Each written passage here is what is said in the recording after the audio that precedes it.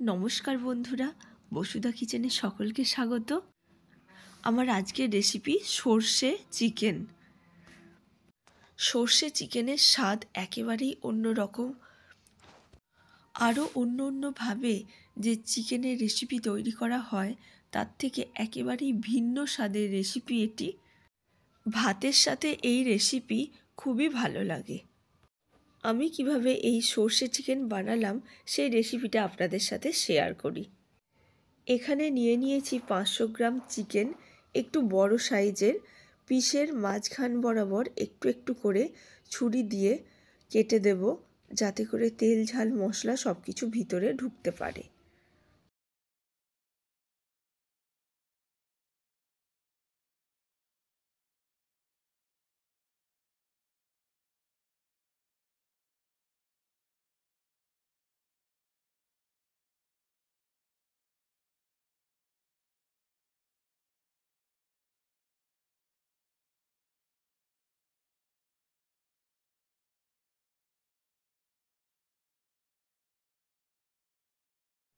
এবার চিকেনগুলোতে সব মশলা মাখিয়ে নেব। পেঁয়াজ বাটা দিয়ে দিলাম, আদা বাটা দিলাম, রসুন বাটা, সর্ষে বাটা, লঙ্কা আর ধনেপাতা বাটা। এবার দিয়ে দিচ্ছি বেশ কিছুটা পরিমাণে টক দই। এবার প্রয়োজন মতো লবণ দিয়ে দিচ্ছি। এবার সরিষার তেল দিয়ে দিচ্ছি। এবার সমস্ত কিছু একসাথে মাখিয়ে নেব।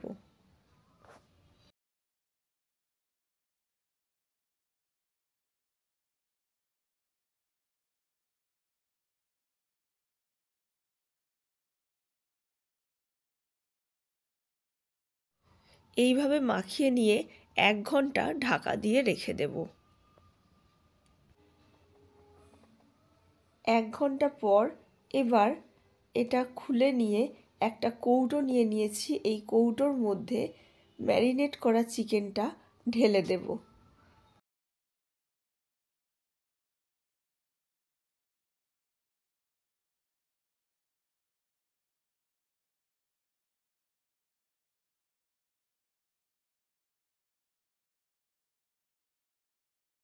কৌটোটা ভালো করে আটকে নিয়ে কড়াইতে জল দিয়ে গরম করতে দিয়েছি। এই গরম জলের উপরে কৌটোটা বসিয়ে দেব ভাপানোর জন্য।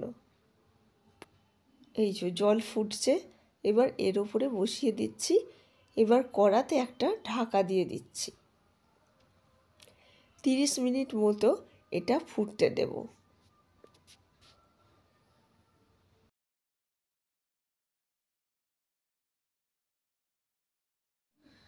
তিরিশ মিনিট গ্যাসটা জ্বলার পরে গ্যাসটা আমি বন্ধ করে দিয়েছিলাম।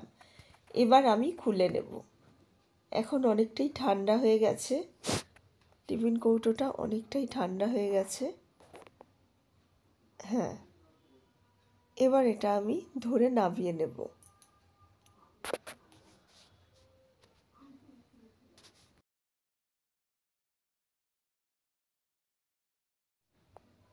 এবার খুলে নিই, খাবার পরিবেশন করব। দেখুন বন্ধুরা, কত সুন্দরভাবে হয়ে গেছে সর্ষে চিকেন। এর স্বাদ একেবারেই অন্যরকম, কিন্তু খুব সুন্দর।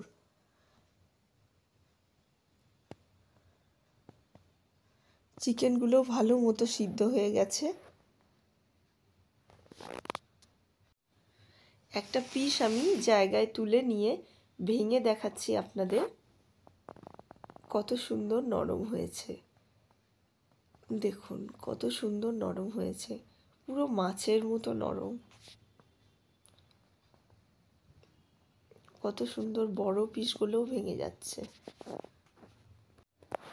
একটু গ্রেভিতে লাগিয়ে খেয়ে দেখি। ভিডিওটা পুরোটা দেখার জন্য অসংখ্য ধন্যবাদ।